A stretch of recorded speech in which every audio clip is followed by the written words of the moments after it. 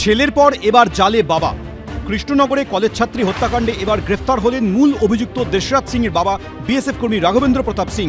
নদিয়ার কৃষ্ণনগরের মানিকপাড়ায় হাড়হিম করা ঘটনার ১৩ দিনের মাথায় দেশরাজ সিং এর বাবা রাঘবেন্দ্র প্রতাপ সিংকে পুলিশ গ্রেফতার করল।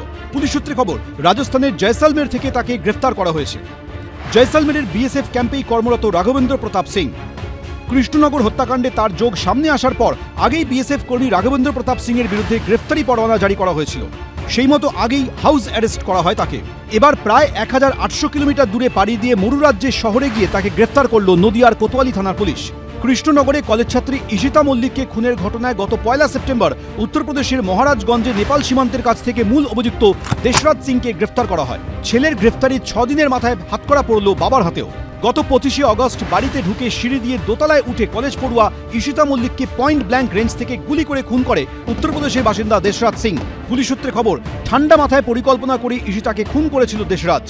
পুলিশ সূত্রে দাবি, কোন পথে গেলে সিসি ক্যামেরা এড়ানো যাবে তার জন্য রেকি করেছিল সে। শুধু ঈশিতা নয়, তার পুরো পরিবারকেই খুনের ছক কষেছিল অভিযুক্ত। গুলি শেষ হয়ে যাওয়ায় তা করতে পারেনি দেশরাজ। পুলিশ সূত্রে খবর, খুনের পর প্রথমে নৈহাটি যায় অভিযুক্ত, সেখান থেকে হাওড়া, তারপর ট্রেনে চেপে সোজা উত্তরপ্রদেশের অযোধ্যায় চলে যায়। সেখানে গিয়ে পরিবারের সঙ্গে যোগাযোগ করে। অভিযোগ, দেশরাজকে বাঁচাতে পুরো পরিবারই ঝাঁপিয়ে পড়েছিল। পুলিশ সূত্রে দাবি, অযোধ্যার একটি হোটেলের কর্মীকে অনলাইনে টাকা পাঠান দেশরাজের বাবা, যিনি বিএসএফে কর্মরত। ওই টাকায় নতুন মোবাইল ফোন ও সিম কার্ড কেনে অভিযুক্ত। সেই ফোন থেকেই পরিবারের সঙ্গে যোগাযোগ করছিল দেশরাজ। অভিযুক্ত একেবারে পেশাদার অপরাধীর কায়দায় গা ঢাকা দিয়ে থাকছিল। পুলিশকে বিভ্রান্ত করতে ওই মোবাইল ফোন অন করে অযোধ্যায় ফেলে রেখেই চম্পট দেয় দেশরাজ। ফলে পুলিশ সেখানে গিয়েও অভিযুক্তের খোঁজ পায়নি। এরপর একের পর এক গাড়ি পাল্টে দেশরাজ চলে যায় উত্তরপ্রদেশের মহারাজগঞ্জে। দেশরাজের মামাতো বোন মহারাজগঞ্জের ঠিকানায় তার নামে একটি আধার কার্ড তৈরি করে দেয় বলে খবর পুলিশ সূত্রে। মহারাজগঞ্জের কাছে নেপাল সীমান্ত। পুলিশ সূত্রে দাবি, নেপালে পালিয়ে যাওয়ার ছক কষেছিল দেশরাজ। তবে তার আগেই পুলিশের জালে ধরা পড়ে যায় সে। খুনের কথা জেনেও দেশরাজকে পালাতে সাহায্য করার অভিযোগে বাবা রাঘবেন্দ্র প্রতাপ সিং এর বিরুদ্ধে গ্রেফতারি পরোয়ানা জারি করা হয়। অবশেষে গ্রেফতার করা হলো তাকে।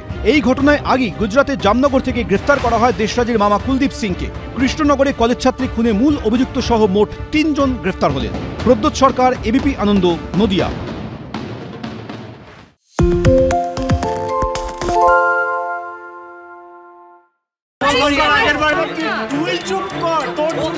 বাংলা ঝামেলা চায় না, বাংলা খবর চায়। বাংলা খবর, বাংলার খবর। বাংলা চেঁচামেচি চায় না, বাংলা খবর চায়। বাংলা খবর, বাংলার খবর।